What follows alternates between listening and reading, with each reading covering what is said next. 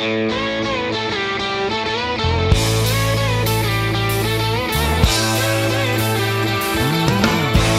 one told you life was gonna be this way. Your life's a joke, you broke. Your love life's DOA. It's like you're always stuck in second. Ma, the meatloaf! Oh, hey, Dad. Hey, since you're here, me and my friends are about to study protein structure. Hey, look at John. This is the primary structure of a protein group. It is made up of many different amino acids like glycine, proline, and threonine. It is the protein structure is not made up by the amino acid groups, but by genetic material. And it is a unique series of labeled amino acids. Each amino acid has a nitrogen group, two carbon groups, a carboxyl group, and an R group as well. Since many amino acid groups are very large, this is just a small view of transthyretin.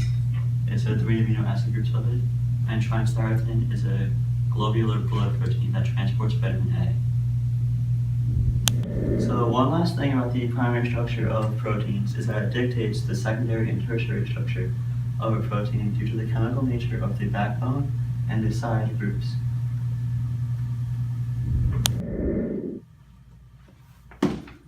Hey kids, I'm Scott. You just heard about primary structure, but I'm here to talk to you about secondary structure. And it's not that complicated, don't get scared. So let's take a look. In proteins, there are many coils and folds that make up the overall shape of the protein, and this is called secondary structure. Hydrogen bonds are found in many parts of the polypeptide backbone. This is due to the partial negative charge of oxygen and the partial positive charge of nitrogen.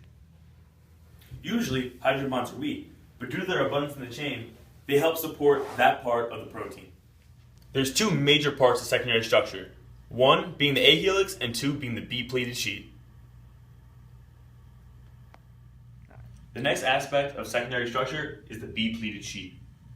B-pleated sheet is made up of many polypeptide chains, otherwise known as B strands, and are connected by hydrogen bonds, as you can see. B-pleated sheets make up the core of many globular and fibrous proteins. But wait, there's more! More? I don't know how much more I can take! Whoa man, you're not you when you don't have your protein.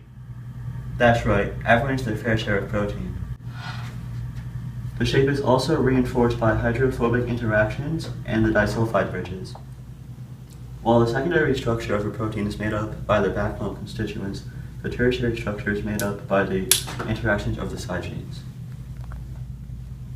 And that's all you need to know about tertiary structure. Well, you got pretty far, haven't you? Not that scary, huh? Well, there's one more thing that we gotta get through. Don't worry. It's quaternary structure. And you're gonna learn all about that right now. Gee whiz, this isn't that bad. I think I can handle the fourth step. Our last stage is the coronary structure. An example of the coronary structure is transthyretin protein, which is made of 4 identical polypeptides, which make the protein itself. So remember kids, association of multiple polypeptides form functional proteins.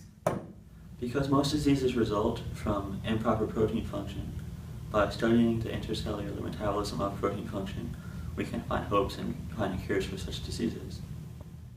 Well, hey look, you're all done. Not too bad, right? I mean, feels like just yesterday I was just teaching you about bio. Now you know all about protein structure. I mean, it really hits home. So, I just want to let you know, science is cool. So you know what? I say we go enjoy ourselves some meatloaf. Let's go, Dad.